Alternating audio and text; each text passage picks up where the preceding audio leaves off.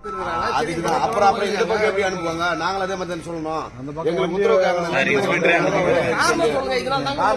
Sir உள்ள பிரச்சனை இருக்கிறதால போகக்கூடாது. நாங்க சொல்றது வேலை இருந்து வேற வேலை கிடையாது எங்களுக்கு. நீங்க கேட்டுக்கிறவங்க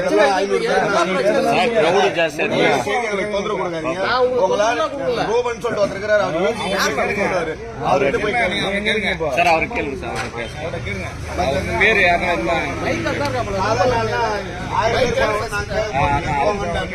அவங்களுக்கு தெரியுது.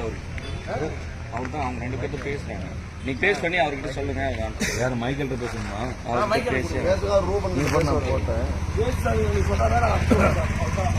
சொல்லுவாரு வந்திருக்காங்க.